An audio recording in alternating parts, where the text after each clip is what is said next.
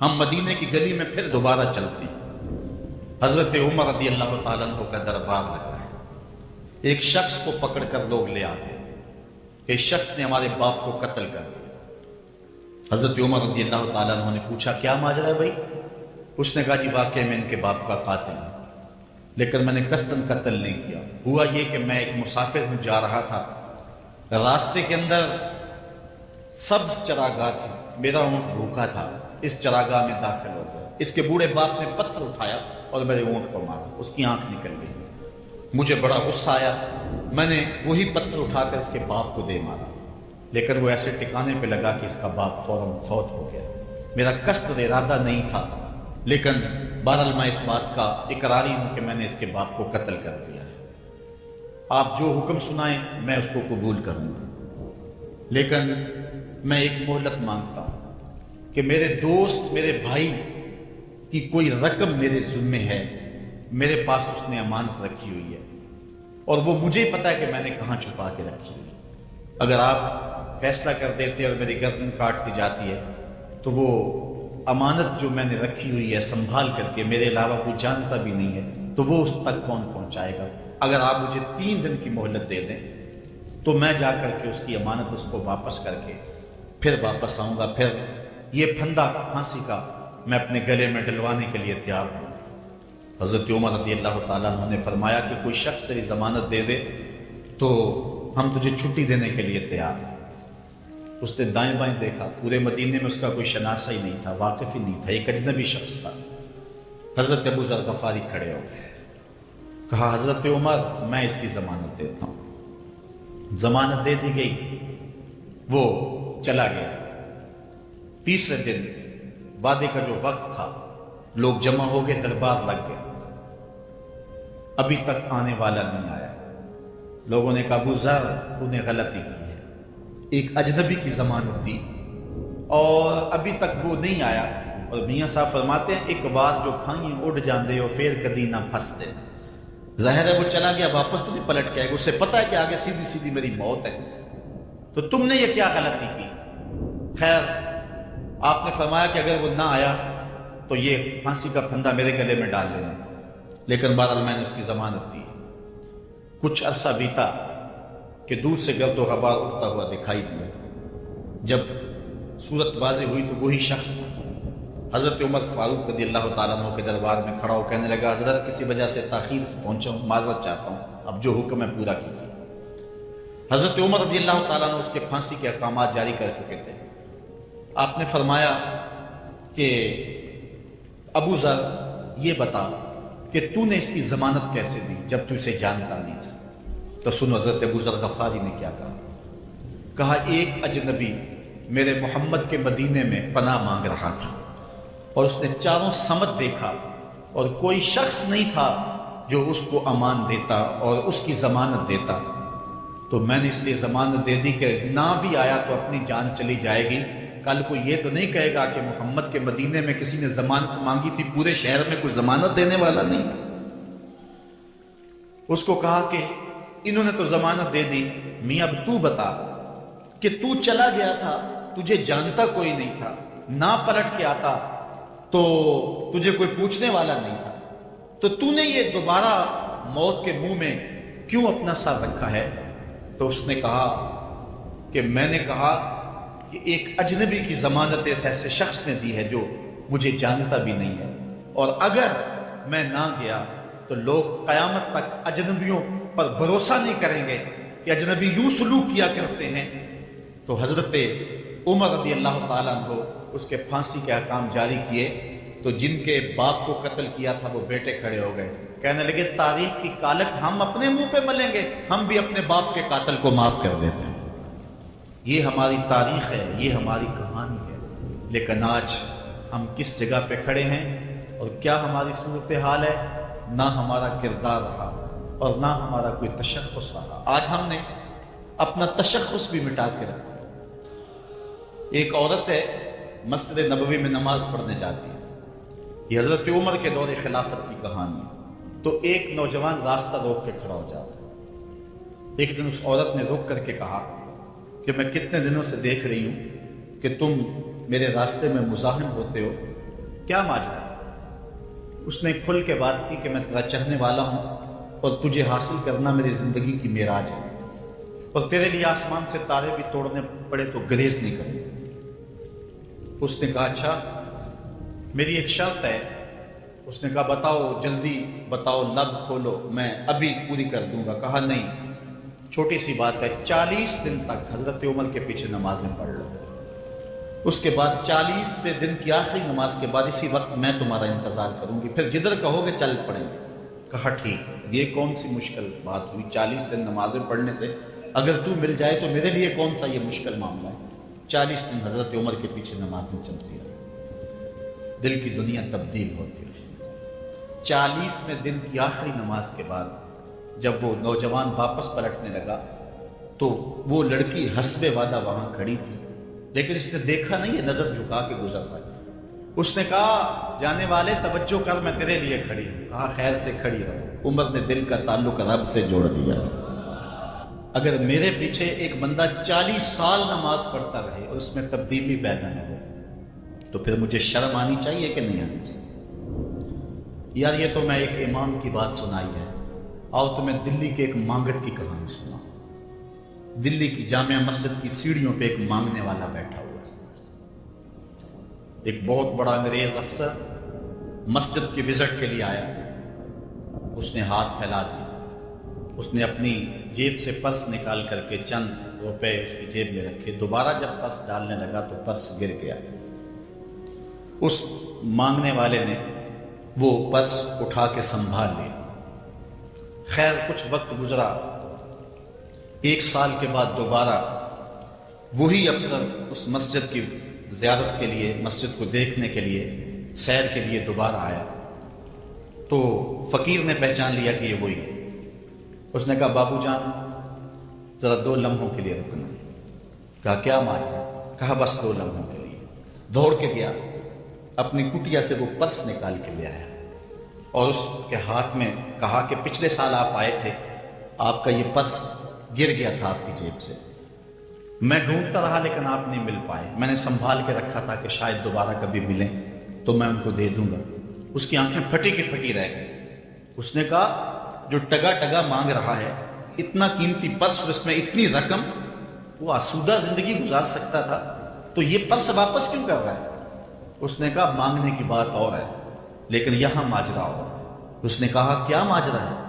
اس نے کہا کہ اگر تیرا پرس میں سنبھال لیتا، رکھ لیتا، کام آ جاتا، 4 دن کی زندگی ایش سے گزر جاتی، لیکن مسئلہ یہ نہیں ہے، مسئلہ یہ ہے تو عیسائی ہے اور میں حضور کا غلام ہوں۔ کل قیامت کے دن اگر تیرے نبی حضرت عیسیٰ نے میرے نبی کے سامنے شکایت لگا دی کہ آپ کے امتی نے میرے امتی کا پرس چرایا تھا تو پھر میرے نبی کو تیرے نبی کے سامنے شرمندگی اٹھانی پڑے گی۔ تو میں مانگت ضرور ہوں، بے غیرت نہیں ہوں کہ اپنے نبی کو تیرے نبی کے سامنے شرمندہ کروں۔ یہ تو مانگتوں کی کہانی ہے، آج تو بادشاہ لوٹ رہے ہیں، آج تو پیٹ بھاری نہیں رہے ہیں اور ہم کہتے ہیں ٹکڑے ٹکڑے کر دیں گے، یہ زبانی دعوے ہیں، جمع خرچ ہے۔ ایسا نہیں ہوگا، آؤ اپنے اندر تبدیلی پیدا کریں۔ ہم اپنی ماضی کی تاریخ پڑھتے ہیں تو حیرت زدہ ہو جاتے ہیں، لوگوں میں کتنی اخلاقی بلندی تھی، آج ہمارے اخلاق لٹ گئے، آج ہمارا کردار نہیں رہا، اپنے طرز زندگی بھی بدل گئی، نہ ہماری باطن کی وہ روشنی رہی، نہ ظاہری وہ صورت رہی کہ ہم پہچانے جائیں کہ حضور کے غلام ہیں، بلکہ آج بھانت بھانت کی بولیاں بول رہے ہیں۔ اقبال نے کیا کہا تھا؟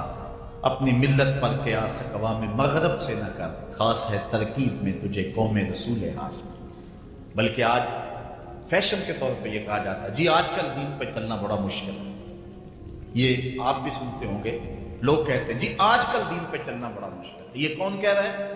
جو مسجد میں آتا ہے تو موسم کے مطابق گرم اور سرد پانی دستیاب ہے، اس کے لیے ماحول ہے، اس کے لیے خوبصورت قالین بچھے ہوئے ہیں، مخملی مسلے رکھے ہوئے ہیں، جو نرم اور گداز مسلوں پہ پیشانی رکھ کر کے سجدہ کرتا ہے، وہ بطور فیشن کہہ رہا ہے جی آج کل دین پہ چلنا بڑا مشکل ہے۔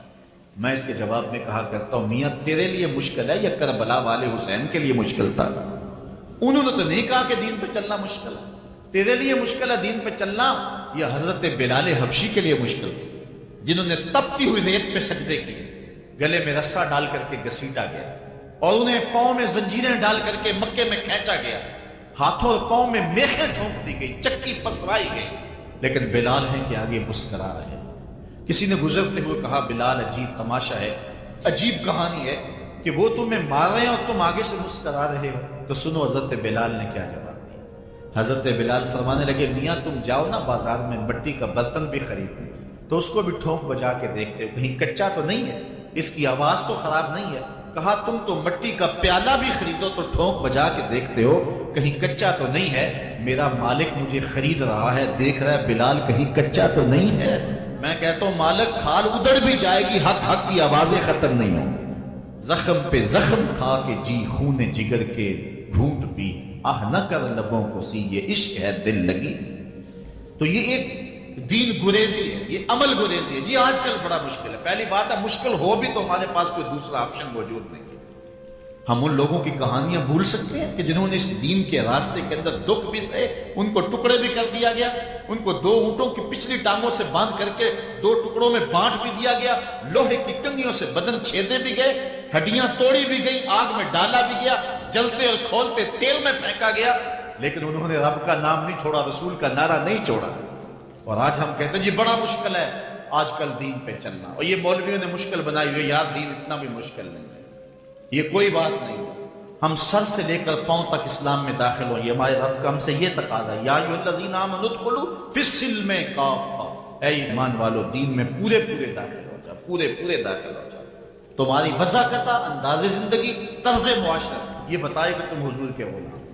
جو غیروں کے طرز زندگی کو اپنا رہا ہے اور ان کو جو ہے وہ پسند کر رہا ہے، وہ سوچے اپنے اندر اترے اور مت کسی کے دھوکے میں رہے۔ میں کہتا ہوں آج اگر کوئی یہ میٹرک پڑھے لڑکے بھی یہ سکول کھول لیتے ہیں گلی میں محلے میں، 200 بچے لے کر کے بیٹھ جاتے ہیں اور ان کو بھی ایک باقاعدہ یونیفارم دیتے ہیں، اس طرح کی ٹائی ہوگی، اس طرح کی شرٹ ہوگی، اس طرح کے بوٹ ہوں گے، گرمیوں میں اس طرح کا لباس ہوگا، سردیوں میں اس طرح کا لباس ہوگا۔ کبھی کسی نے نہیں کہا کہ یہ کیا قدغن لگاتے، جس طرح کا بچہ لباس پہننا چاہے اس کو آزادی ہونی چاہیے، یہ کیا تم نے ایک خاص لباس متعین کر دی ہے؟ کہتے ہیں جی ان کا نظام ہے نا، ایک سکول ہے اور یونیفارم ہے اس کا۔ یار ایک پرائمری سکول کا بھی یونیفارم ہوتا ہے، تو کیا محمد عربی کے دین کا کوئی یونیفارم نہیں ہے؟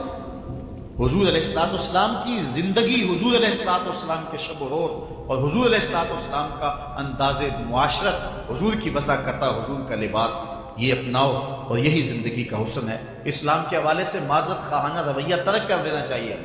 اور آج ہمارے جو ہے وہ محراب و منبر کے جو وارثین ہیں انہوں نے بھی مسالت کر لی ہوئی ہے، جو کوئی بات نہیں ہے۔ اسلام صرف زبان سے اسلام کہہ دینے کا نام نہیں ہے، جو می گوئم مسلمانم بلرزم کہ دانم مشکلات لا الہ۔ جب میں کہتا ہوں میں مسلمان ہوں تو کانپ جاتا ہوں، اس لیے کہ لا الہ الا اللہ کے تقاضا کو سمجھتا ہوں۔ جب بیعت عقبہ ثانیہ ہوئی ہے تو حضرت اسد بن زرارہ کھڑے ہو گئے، جب صحابہ حضور سے بیعت کرنے لگے اور 70 تعداد تھی ان کی، تو حضرت اسد بن زرارہ خزرجی کھڑے ہو گئے اور ان کو کہا کہ اے انصار، ان سے بیعت کرنے سے قبل سوچ لو، یوں ہی بے توجہی میں ہاتھ نہ بڑھا دینا، بے خبری میں یوں ہی ایسے ہی ہاتھ نہ بڑھا دینا، پہلے سوچ لو۔ بیعت کرنے کا مقصد یہ ہے تمہیں جو ہے وہ وقت کے جبر کے ساتھ پورے عرب کے ساتھ ٹکر لینا ہوگا، جو بھی کفر کے نظام کا حصہ ہے تم اس کے ساتھ ٹکراؤ کرنا ہوگا، اور حتیٰ کہ تمہاری کھال بھی ادھیڑ دی جائے گی، سخت تلواروں سے تمہارے کلیجے چبائے جائیں گے۔ اگر تم اس کے لیے تیار ہو تو پھر آؤ بیعت کرو۔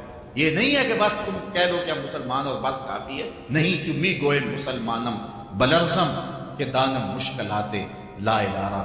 آج ہمیں اس سمت بھی آنے کی ضرورت ہے اور اس انداز سے دیکھنے کی ضرورت ہے کہ ہم سر سے لے کر پاؤں تک اسلام کے سانچے میں آئے۔ ہمارے اصلاح کے حوالے سے ایک اہم پوائنٹ جس پر میں آپ کی توجہ دلانا چاہتا ہوں وہ یہ ہے کہ فرائض و واجبات کو ترجیحی بنیادوں پہ رکھیں۔ آج بطور مسلم ہمارا جو رویہ ہو چکا ہے، ہم مستحبات اور مباحات کے پیچھے پڑے ہوئے ہیں اور اس کے مقابلے میں جو سنن، فرائض اور واجبات ہیں ان کی پرواہ چھوڑ چکے ہیں۔ دین میں کتنے امور ہیں جو صرف مباح کی حد تک ہیں، کر لو تو ٹھیک، نہ کرو تو پھر بھی ٹھیک، اور کتنے امور ایسے ہیں کہ جو صرف استحباب کے زمرے میں آتے ہیں، لیکن ہم کتنی چیزوں کو اس انداز سے گلے لگائے ہوئے ہیں کہ جس کا فرض ہو، اور اسلام کے اہم فرائض اور اسلام کی اہم واجبات ان کو ہم ترک کیے ہوئے۔ ساری رات ہم محفل میں جاگ لیں گے، فجر کی نماز نہیں پڑھیں گے تو کیا فائدہ؟ ہم حضور علیہ السلام کے میلاد پہ جھنڈیاں بھی لگا لیں گے، سب کچھ کر لیں گے، لیکن حضور علیہ السلام کی سنت سیرت کو ترک کر دیں گے، تو بتاؤ کہ اس سے کیا حضور کی رضا میں حاصل ہو جائے گی؟ ہاں، اگر فرائض کی ادائیگی کے بعد ان کاموں کو کرو تو یہ تمہارے لیے بہتری کا سامان ہے۔ آؤ اس پر ایک دو روایات آپ کے سامنے رکھوں۔ ایک طرف حضور علیہ السلام سے محض محبت کا دعویٰ ہے، اور ایک حضور علیہ السلام کے دیے ہوئے دین کو اور حضور علیہ السلام کے پیغام کو اپنانا ہے، بلکہ ایک طرف اپنی طرف سے اظہار محبت اور وہ سچائی ہو، اور دوسری طرف حضور کا حکم ہو تو حکم ترجیح پا جائے گا۔ حضرت عبداللہ ابن رواحہ رضی اللہ تعالی عنہ، یہ حضور علیہ السلام کے درباری شاعر ہیں۔ ویسے تو 34 سے 35 لوگ حضور علیہ السلام کی باقاعدہ نعت خوانی کرتے تھے، ویسے تو ہر صحابہ حضور کا نعت خواں تھا، لیکن یہ باقاعدہ حضور کی ثنا کیا کرتے تھے۔ لیکن 3 اصحاب جو ہیں یہ خاص طور پہ حضور علیہ السلام کے درباری نعت خواں کہلاتے ہیں، حضرت کعب بن زہیر، حضرت حسان بن ثابت اور حضرت عبداللہ ابن رواحہ رضی اللہ تعالی عنہ۔ حضرت عبداللہ ابن رواحہ کو حضور نے حکم دیا کہ صبح فجر کی نماز کے بعد ہی تم لوگوں کو لے کر کے فلاں جنگ کے لیے نکل جانا۔ اب یہ بات سمجھ میں یہاں آ رہی ہے کہ حضور علیہ السلام کے نعت خواں صرف نعت خواں ہی نہیں تھے، وہ مجاہد بھی تھے، وہ تلوار بھی اٹھاتے تھے، وہ جنگیں بھی کیا کرتے تھے۔ اور حضرت عبداللہ ابن رواحہ جن کا یہ میں تذکرہ کر رہا ہوں، یہ جنگ موتا کے اندر ان کی شہادت ہوئی۔ یعنی یہ نہیں ہے کہ صرف زبانی دعویٰ اور جو ہے وہ عمل نہیں ہے، حضور علیہ السلام کی حرمت پہ حملہ ہو اور میدان کے اندر کوئی شخص نہ آئے اور اسٹیج کے اوپر جتنے مرضی دعوے کرتا رہے، اس کے دعوے قبول نہیں ہوں گے۔ تو اب حضرت عبداللہ ابن رواحہ رضی اللہ تعالیٰ عنہ کا عمل دیکھیے، نعت خواں بھی ہیں اور مجاہد بھی ہیں۔ حضور نے فرمایا عبداللہ ابن رواحہ ان لوگوں کو لے کر صبح چلے جانا۔ حضرت عبداللہ ابن رواحہ کے پاس تیز رفتار گھوڑا تھا، آپ نے سب لوگوں کو صبح رخصت کر دیا، لیکن خود رک گئے، اس لیے کہ دن تھا جمعے کا۔ سوچا کہ دوبارہ پتہ نہیں حضور سے ملاقات ہو نہ ہو، جنگ پہ جا رہے ہیں، حالات کیا ہوں، اس لیے میں بعد میں تیز رفتار گھوڑے سے ان لوگوں کے ساتھ مل جاؤں گا، رک جاتا ہوں تھوڑی دیر، حضور کے پیچھے جمعہ المبارک کی نماز ادا کر لیتا ہوں، یہ اعزاز بھی مل جائے اور وہ حکم تھا وہ بھی پورا ہو جائے۔ تو حضرت عبداللہ ابن رواحہ رضی اللہ تعالی عنہ نے نماز جمعہ ادا کی۔ حضور علیہ السلام نے فرمایا، اے عبداللہ بن رواحہ، میں نے تمہیں حکم دیا تھا کہ صبح تم چلے جانا، لیکن تم یہاں موجود ہو۔ عرض کی حضور میں نے یہ عزم کیا ہے کہ میں ان کے ساتھ شامل ہو جاؤں گا، لیکن رکا اس لیے ہوں تاکہ آپ کے ساتھ جمعہ المبارک پڑھنے کی سعادت حاصل کر لوں۔ اب یہ سعادت چھوٹی نہیں تھی، حضور علیہ السلام کی اقتداء میں نماز، اور وہ بھی نماز جمعہ، کتنی بڑی سعادت ہے۔ لیکن حضور نے کیا فرمایا سنیے، اور اس مختصر سی بات سے بہت کچھ سمجھیے۔ حضور نے فرمایا لو انفقت ما فی الارض جمیعا ما ادرکت فضل غدوتہم، اے ابن رواحہ، اگر تو زکوٰۃ اس کے ضمن میں اگر جو ہے وہ محبت کے مظاہر بھی سامنے آ جائیں تو اس میں کوئی قباحت نہیں ہے۔ اور اس پر روایت حضرت عبداللہ بن قراد رضی اللہ تعالی عنہ سے، اور یہ صحیح بخاری میں موجود ہے کہ آقا کریم علیہ السلام نے وضو فرمایا، اور وضو کا پانی زمین پر صحابہ گرنے نہیں دیتے، اپنے منہ پہ اور اپنے چہروں پہ مل لیتے ہیں۔ تو آقا کریم علیہ السلام نے فرمایا ما یحملکم علی ھذا، صحابہ تمہیں اس بات پر کس شے نے ابھارا ہے، میرے وضو کے پانی کو جو تم زمین پر نہیں گرنے دیتے، تو اس کا سبب کیا ہے؟ تو حضرت عبد الرحمن بن قراد کہتے ہیں کہ صحابہ نے کہا قالوا حب اللہ و رسولہ، اللہ اور اس کے رسول کے پیار نے ہمیں اس بات پہ ابھارا ہے۔ تو حضور علیہ السلام نے جو ارشاد فرمایا، اس عمل سے نفی نہیں کی، لیکن ساتھ حضور نے فرمایا جو چاہتا ہے اللہ اور اس کا رسول اس سے پیار کرے، اور وہ اللہ اور اس کے رسول سے پیار کرے، اسے 3 چیزوں کا خیال رکھنا چاہیے۔ ایک، جب بھی بولے سچ بولے، اور جب بھی اس کے پاس کوئی امانت رکھے تو امانت کو ادا کرے، اور اپنے ہمسایوں کے ساتھ حسن سلوک کرے۔ یعنی اگر وہ اس مظاہرہ محبت میں شامل ہو گیا اور حضور کے وضو کا پانی اس کے ہاتھ سے مس ہو گیا اور اس نے برکت سے اپنے منہ کے ساتھ مل لیا ہے، تو اس کا یہ مطلب نہیں ہے کہ جو باقی اعمال ہیں ان سے ان کو چھٹی مل گئی۔ یہ مفہوم ہے اس حدیث کا۔ اگر کوئی بندہ محفل میلاد منعقد کر لیتا ہے، دیگر امور مستحبات کے ادا کرتا ہے، تو اس کا یہ مطلب نہیں ہے کہ اب نماز نہ پڑھے اس کو کوئی پرواہ نہیں ہے، وہ بخشا گیا ہے، جس طرح کہ آج کل ہمارے ثنا خواں جو ہے تاثر دیتے ہیں کہ جو محفل میلاد میں آ گیا وہ بخشا گیا۔ اللہ تعالیٰ چاہے اس کے لیے کوئی مشکل نہیں ہے، لیکن جو دین ہے اس دین کو ہلکا کرنے والی بات ہے۔ بلکہ آج کل تو ممبر و محراب پر جنت اور دوزخ کا مذاق اڑایا جا رہا ہے۔ ایک بندہ کہہ رہا ہے کہ ہوئے تو کیڑی جنت کا کرنا ہے تذکرہ؟ میں نے کہا میاں اسی جنت کا جس جنت کے لیے حضور لمبے لمبے ہاتھ اٹھا کے دعا مانگا کرتے تھے، اور فرماتے جب اللہ سے مانگو تو جنت الفردوس مانگو۔ اور ایک بولا کہ مجھے دیکھ کر جہنم کو بھی آئے پسینہ۔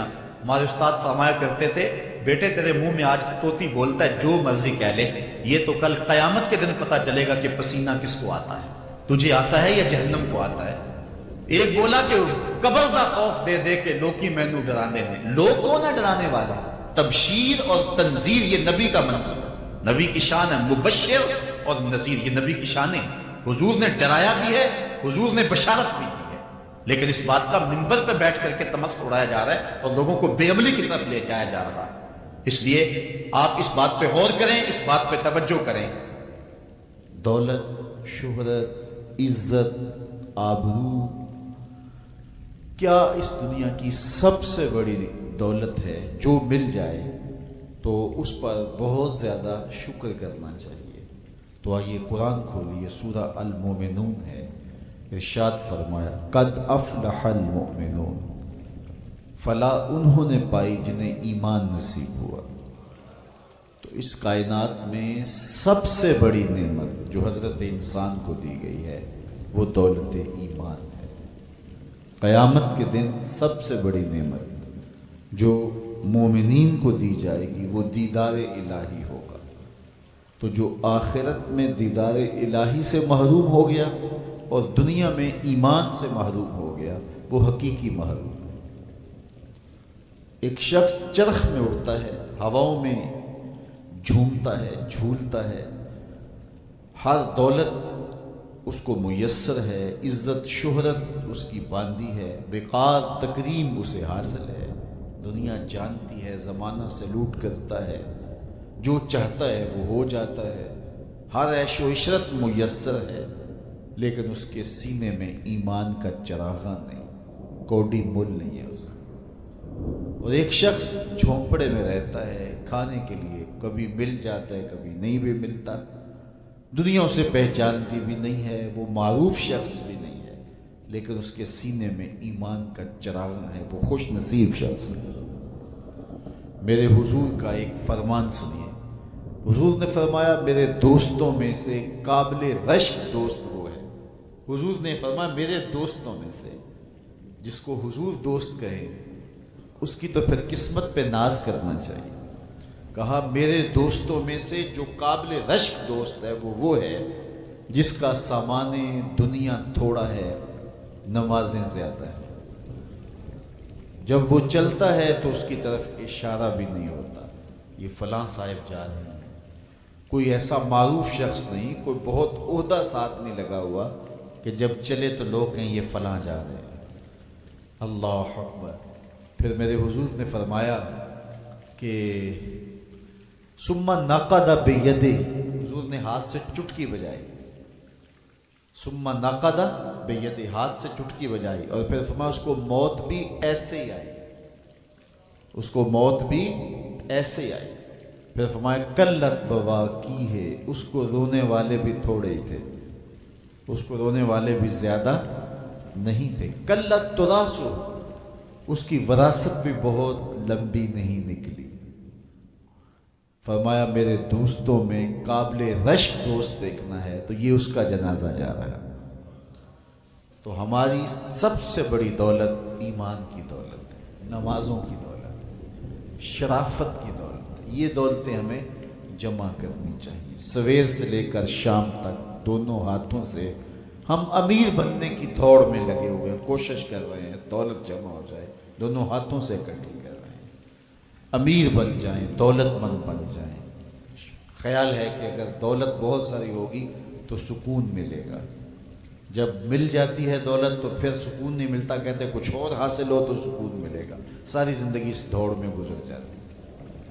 جس طرح دنیا کی دولت جمع کرنے کے لیے دوڑ لگاتے ہو، شرافتیں جمع کرنے کے لیے دوڑ لگاؤ، نجابتیں حاصل کرنے کے لیے دوڑ لگاؤ، سجدوں کی کثرت حاصل کرنے کے لیے دوڑ لگاؤ، صالح اعمال جمع کرنے کے لیے دوڑ لگاؤ، خوش نصیبی ہے۔ ہاں اپنے بچوں کے لیے کاروبار بھی کرو، رزق بھی کماؤ، دولت ضرورت کی تمہیں ہونی چاہیے تمہارے پاس، لیکن فرض کرو اگر نہیں بھی ہے تو اتنی بھی ٹینشن لینے کی ضرورت نہیں ہے، جو میسر ہے اس پہ راضی رہو۔ نہیں 4 کنال کا بنگلہ تو 1 کنال کا گھر جو ہے وہ بھی سکون دیتا ہے، کنال کا گھر بھی نہیں ہے تو 5 مرلے کا کٹیا بھی تو چھت تو اپنی ہے نا، سکون دیتا ہے۔ چلو ایسا بھی نہیں ہے تو 1.5-2 مرلے میں بھی رہتے ہو تو وہاں بھی تو قرار ہے۔ اور سنو حضور کا ایک فرمان، سیدنا علی المرتضیٰ سے مروی ہے، میرے حضور نے فرمایا جو اللہ کے دیے گئے تھوڑے رزق پہ راضی ہو گیا، اللہ قیامت کے دن اس کے تھوڑے عملوں پہ راضی ہو جائے گا کہ میرے بندے تو بندہ ہو کے راضی ہے، میں تو پھر رب ہوں۔ تو یہ کتنا اچھا سودا ہے، اس پہ راضی ہو جانا۔ دکھوں کو ختم یہی چیز کرتی ہے، بندہ رب پہ راضی ہونا سیکھ لے تو جہاں بندہ ہوگا وہیں خوش ہوگا، اور راضی ہونا نہیں سیکھے گا تو کھرب پتی بھی ہوگا، نفس کی کمینگی ختم نہیں ہوگی۔ تو پھر اس پہ راضی رہنے کا فن سیکھنا چاہیے، اور یہ فن ملتا کہاں سے ہے؟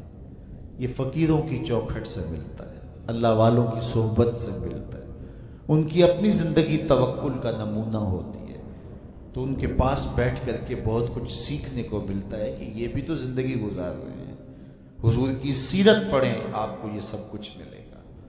اللہ نے اپنے محبوب کو اختیار دیا، محبوب اگر چاہو تو یہ بطحہ مکہ سونے اور چاندی کا بنا دیں۔ تو حضور کیا کہتے ہیں؟ ایک دن کھانا دینا، ایک دن فاقہ دینا۔ جس دن کھانا ملے گا تیرا شکر کروں گا، جس دن فاقہ ملے گا صبر کروں گا۔ تو اللہ کے حضور عجز، اللہ کے حضور رضا، یہ بہت بڑی دولت ہے۔ اگر نصیب ہو گئی تو سمجھو زندگی سوکھی ہو گئی، ورنہ ساری زندگی تھوڑی ختم نہیں ہوتی ہے، بھاگم بھاگ لگی رہتی ہے، اور ہر وقت جو ہے وہ مشکل جان نہیں چھوڑتی۔ لیکن جو اس پہ راضی رہنے کا فن سیکھ جاتا ہے تو وہی باکمال شخص ہوتا ہے، اور اسے ہی طمانیت کی زندگی ملتی ہے، اور اسے ہی قرار کا سودا نصیب ہوتا ہے۔ شاہ جہاں راوی کے کنارے ٹہل رہا تھا تو اس نے دیکھا کہ وہاں ایک فقیر ریت پہ سویا ہے، تو اس نے اس کو کہا کہ بابا زندگی کیسی گزر رہی ہے؟ اس نے دیکھا اور مسکراتے ہوئے کہا کچھ تو تیرے جیسی گزر رہی ہے، کچھ تیرے سے بہتر بھی گزر رہی ہے۔ تو بادشاہ کو بڑی حیرت ہوئی، اس نے سمجھا یہ مجھے پہچانا نہیں، فقیر کو کیا پتہ ہے شہنشاہ کیا ہوتا ہے۔ اس نے کہا تم مجھے پہچانا نہیں؟ کہا تم شاہ جہاں ہو نا، بر صغیر کے بادشاہ ہی ہو نا؟ کہا ہاں ہاں، تو پھر تم نے کیسے کہہ دیا کہ کچھ تیرے جیسی کچھ تیرے سے بہتر؟ میرے جیسی زندگی کا تصور نہیں ہو سکتا، اور تم بہتر کی بات کر رہے ہو۔ محلات کی زندگی دیکھی ہے تم نے؟ شاہی خدمت گزاروں کے رنگ دیکھے ہیں؟ آبنوسی جو ہے وہ پنکھیوں پر خادماؤں کے انداز دیکھے ہیں؟ تمہیں کیا پتا کہ شاہی زندگی کیسے ہوتی ہے؟ کہا بادشاہ جب رات پڑتی ہے اور تو مخملی اور خوبصورت بستروں پہ سوتا ہے، پھولوں کی لگی ہوئی سیج پہ لیٹتا ہے، میں اس ریت پہ سو جاتا ہوں، اور جب نیند آ جاتی ہے تمہیں بھی خبر نہیں ہوتی کہاں پڑا ہوں، خبر مجھے بھی نہیں ہوتی، اس وقت میری اور تمہاری زندگی ایک جیسی گزر رہی ہوتی ہے۔ تو کہا میرے سے بہتر؟ کہا جب سحری کا وقت ہوتا ہے تم سو رہے ہوتے ہو، میں اٹھ کے اس سے لو لگا دیتا ہوں، یہ میرا وقت تیرے سے بہتر گزر رہا ہوتا ہے۔ تو جب انسان اس پہ راضی ہو جائے تو پھر اس کو زندگی گزارنے کا مزہ آتا ہے۔ بات لمبی نہ ہو تو سب سے قیمتی اثاثہ جو ہمیں دیا گیا ہے وہ ایمان ہے۔ اللہ تعالیٰ کا شکر ہے ہم بڑے غریب ہوں گے، ہم میں سے بہت سارے لوگ مقروض بھی ہوں گے، بہت سارے لوگ ایسے ہوں گے جن کا ذاتی گھر نہیں ہوگا، کرائے پہ رہتے ہوں گے، بہت سارے لوگوں کے کندھوں پر بیٹیوں کی شادیوں کا بوجھ بھی پڑا ہوگا کہ اتنی بڑی ذمہ داریاں ہیں میں نے ان کو نبھانا ہے، بہت سارے لوگ کاروباری پیچیدگیوں میں پھنسے ہوں گے، بہت سارے لوگ بیماریوں میں مبتلا ہوں گے، آپ میں سے بہت سارے لوگ مقدمات کی مشکلات میں بھی ہوں گے، دیگر دکھوں میں ہوں گے، اپنوں بیگانوں کی بے وفائیوں کے صدمے بھی ہوں گے، داغ بھی ہوں گے، بہت کچھ ہوگا، لیکن یہ ساری پریشانیاں ایک طرف، اس بات کا شکر ادا کیجئے اللہ نے ہمیں ایمان کا نور عطا فرمایا۔ ہمارے سینے ایمان کے نور سے خالی نہیں ہے۔ میرے والد گرامی اللہ ان کی قبر پہ کروڑوں رحمتوں کا نزول کرے، ایک شعر جھوم کے پڑھا کرتے تھے، محمد جان جانا ہے، پیغمبر ہو تو ایسا ہو، رسولوں کی بشارت سے مبشر ہو تو ایسا ہو، امر توقیر کا سب کو موقر ہو تو ایسا ہو، کیا ہم کو غلام ان کا مقدر ہو تو ایسا ہو۔ تو یہ ہمارے بخت کہ ہمیں حضور کا غلام ہونے کی سعادت بخشی گئی۔ قد افلح المؤمنون، فلاح انہوں نے پائی جو اہل ایمان ہیں۔ الذین هم فی صلاتہم خاشعون، یہ وہ خوش نصیب لوگ ہیں جو نماز میں خشوع کرتے ہیں، گڑ گڑاتے ہیں، اللہ کے حضور عاجزی کرتے ہیں، ان کی آنکھیں آنسوؤں کا خراج دیتی، عجز کرتے ہیں اس کے حضور۔ یہ سعادت مندی ہے، نماز میں خشوع نصیب ہو جانا۔ میرے حضور نے ارشاد فرمایا، جب حضرت جبریل حضور کے پاس آئے اور حضور کی خدمت میں ادب سے بیٹھ گئے تو انہوں نے کچھ سوال پوچھے، تو ان سوالوں میں سے ایک سوال یہ تھا کہ حضور مجھے احسان کے بارے میں خبر دیجیے۔ تو آقا کریم نے ارشاد فرمایا کہ تو اپنے رب کی عبادت اس طرح کرے کہ تو اسے دیکھتا ہے، اور اگر یہ کیفیت پیدا نہیں ہوتی تو کم از کم یہ کیفیت پیدا ہو کہ وہ تمہیں دیکھ رہا ہے۔ تو جب یہ تصور ہوتا ہے کہ وہ ہمیں دیکھ رہا ہے تو پھر حرکات و سکانات مرتب ہو جاتی ہیں۔ ہم جاتے ہیں نا کسی جگہ پہ تو وہ کہتے ہیں جناب آپ لائیو جا رہے ہیں، تو پھر کپڑے سنوار کے بیٹھ جاتے ہیں، اعضاء کا جو ہے وہ نظم قائم رکھتے ہیں کہ اتنے لوگ دیکھ رہے ہیں تو ہم اپنی حرکات و سکانات کو مرتب رکھیں، منظم رکھیں۔ تو جب لوگ دیکھ رہے ہیں تو حرکتیں منظم ہونی چاہیے، تو جب رب دیکھ رہا ہو تو پھر دل کی دھڑکن بھی بے ترتیب نہ ہونے پائے، پھر وسواس، خیالات، کیا کچھ جو انسان کی زندگی کو برباد کرتے ہیں ان سے کنارہ کشی ہو، اور اس تصور میں ڈوب جائے کہ میرا رب مجھے دیکھ رہا ہے۔ یار کسی کی ماں اس کو پیار سے دیکھ رہی ہو تو پھر وہ نشہ نہیں اترتا، باپ دیکھ رہا ہو پیار سے تو وہ اپنا رنگ ہوتا ہے، استاد شفقت سے دیکھ رہا ہو، مرشد دیکھ رہا ہو کسی کو تو پھر وہ نشہ نہیں جاتا، تو کیا تصور میں بندہ ڈوب جائے کہ میرا رب مجھے دیکھ رہا ہے۔ تو جب رب شفقت سے، محبت سے بندے کو دیکھ رہا ہے تو پھر اس کی نماز میں کیوں لذت پیدا نہیں ہوگی، کیوں سرور پیدا نہیں ہوگا، کیوں کیفیات کا جہاں آباد نہیں ہوگا۔ تو فرمایا کہ وہ پھر خشوع کرتے ہیں، گڑ گڑاتے ہیں، روتے ہیں، عجز و انکساری کرتے ہیں۔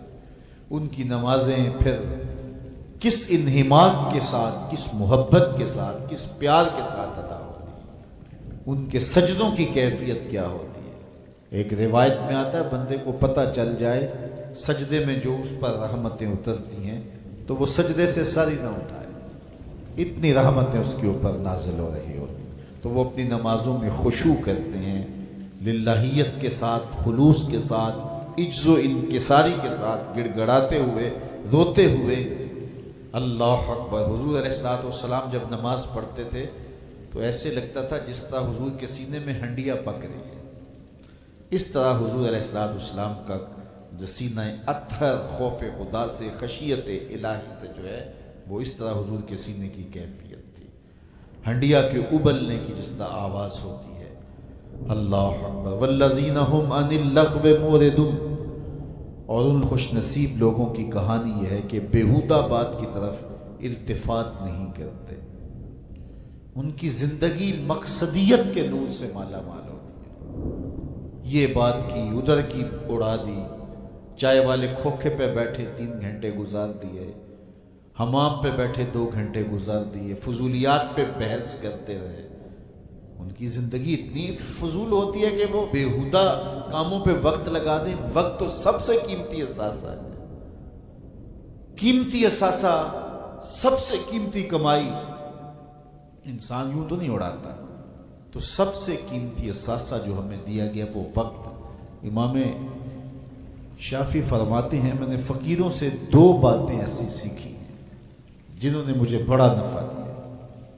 چونکہ جو اہل اللہ کی باتیں ہوتی ہیں وہ باتوں کی امام ہوتی ہیں، چونکہ ان کے مشاہدات کا نچوڑ ہوتا ہے. حضرت امام احمد بن حنبل حضرت بشر حافی کے پیچھے دوڑتے تھے، تو کسی نے ان کو کہا کہ آپ اتنے بڑے عالم ہیں تو اس فقیر سے کیا تلاش کرتے ہیں؟ تو امام احمد بن حنبل فرمانے لگے کہ احمد بن حنبل جس رب کو مانتا ہے بشر حافی اس رب کو جانتا بھی ہے. تو ان سے بڑی باتیں ملتی ہیں ہمیں. تو کہا فقیروں کی 2 باتوں نے مجھے بڑا ہی فائدہ دیا. ان میں سے ایک بات یہ، الوقت سیف قاطع، وقت کاٹ دینے والی تلوار ہے. اگر وقت کو تم نہیں کاٹو گے تو وقت تمہیں کاٹ دے. کہا اس بات نے مجھے بڑا نفع دیا اور میرا وقت بچایا، ورنہ ہمارا کتنا وقت برباد ہو جاتا ہے. کس نے کتنے سکور کیے جی، کس نے کتنے جو ہے وہ آؤٹ کیے، اور کون کس میچ میں کتنے جو ہے اس نے سکور بنائے، اس پہ میں نے دیکھا 2-2 گھنٹے لوگ بات کر دیتے ہیں. اتنا وقت لوگوں کے پاس ہوتا ہے. مقصد کیا ہے اس کا، مدعا کیا ہے؟ ٹیلی ویژن پہ ٹاک شوز چل رہے ہوتے ہیں ایسے موضوعات پہ، تو حیرت ہوتی ہے کہ اتنا قیمتی وقت اور ہم بحیثیت قوم کھڑے کہاں ہیں اس وقت دنیا میں، اور ہمارے پاس اتنا زائد وقت ہے کہ ہم کن امور پہ بحث کر رہے ہیں. کوئی بندہ باہر سے آیا نا تو اس نے دیکھا کہ پھاٹک بند ہے اور لوگ سائیکل سر پہ اٹھا کے اور موٹر سائیکل بھی جو ہے وہ کسی طرح سے گھسیٹ کے جو ہے وہ ریلوے لائن عبور کر رہے ہیں. تو وہ بڑا متاثر ہوا کہ اتنی ذمہ دار قوم ہے کہ جو گاڑی کے آنے کا انتظار بھی نہیں کرتی اور ان کو اپنے مقصد پر جانے کے لیے، کام پر جانے کے لیے اس قدر ان کو جلدی ہے کہ یہ سائیکل بھی سڑک پہ اٹھا کے سڑک عبور کر رہے ہیں. تو خیر جب پھاٹک کھلا تو وہ گیا تو دیکھا آگے بدریا کا تماشا لگا تھا، 600 آدمی وہاں کھڑا تھا. اس نے کہا اچھا اس کی جلدی تھی سب کو. تو ہمارا تو کتنا وقت بندریا کے تماشے کو دیکھتے ہوئے گزر جاتا ہے، جب ہم بحیثیت قوم دنیا میں کہاں کھڑے ہیں. تو ہمیں تو اپنے ایک ایک لمحے کی قدر کرنی چاہیے. کاروباری لوگوں کو بھی آگے بڑھنا چاہیے، علماء کو بھی اپنے وقت کی قدر کرنی چاہیے، عوام کو بھی کرنی چاہیے. ہمارے علماء کا بھی حال ایسے ہی ہے. ایسے موضوعات پہ گفتگو کرتے ہیں جو نہ قوم کی ضرورت ہوتی ہے اور نہ ان کی ضرورت ہوتی ہے، لیکن بس وقت ہے کہ ان کے پاس اتنا ہے کہ 3-3 گھنٹے ایسے موضوعات پہ بات کر جاتے ہیں کہ جس کی قوم کو کس طرح سے ضرورت بھی نہیں ہوتی ہے. تو ہم اپنے وقت کو ضائع کرتے ہیں جو سب سے قیمتی اثاثہ ہے ہمارے پاس. حضرت امام ابو بکر بن داسا کہتے ہیں میں امام ابو داود سے ملا، یہ جنہوں نے سنن ابی داؤد لکھی ہے. تو کہتے ہیں کہ وہ فرمانے لگے کہ مجھے اللہ کے رسول صلی اللہ علیہ وآلہ وسلم کی 6 لاکھ حدیثیں زبانی یاد ہیں. ان 6 لاکھ احادیث رسول کا میں نے خلاصہ تیار کیا تو میرے پاس رہ گئی 4000 حدیثیں. پھر میں نے زہد، مناقب، فضائل، قصص اور پچھلی امتوں کے تذکروں پر مشتمل حدیثوں کو الگ کر دیا.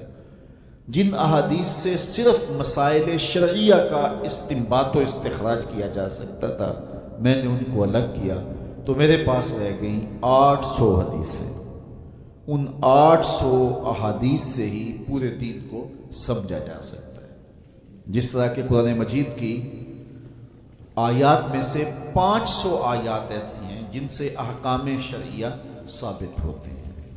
باقی کچھ پچھلی امتوں کے تذکرے ہیں، کچھ تنذیر ہے، جہنم سے ڈرایا گیا ہے، تحذیر ہے، اور کچھ تبشیر ہے، جنت کا بتایا گیا ہے، اس کے نقشے بیان کیے گئے ہیں.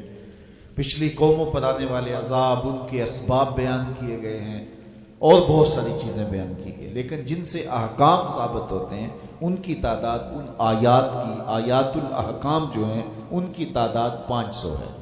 اسی طرح لاکھوں احادیث کا خلاصہ جو تیار کیا تو جن احادیث سے احکام کا ثبوت ہوتا ہے اور مسائل شرعیہ کا استنباط و استخراج کیا جاتا ہے، ان کی تعداد ہے 800۔ تو حضرت امام ابو داؤد کہتے ہیں میں ان 800 احادیث کا ایک اور خلاصہ تیار کیا تو میرے پاس رہ گئی 4 حدیثیں، اور ان 4 حدیثوں کے بارے میں وہ فرماتے ہیں اساس الاسلام ہیں، اسلام کی جڑ ہیں، اسلام کی بنیاد ہیں۔ ان میں سے ایک حدیث یہ ہے من حسن اسلام المرء ترکہ ما لا یعنی ہے، کسی شخص کے اسلام کا حسن یہ ہے کہ وہ ہر بے مقصد کام کو چھوڑ دیتا ہے، ترک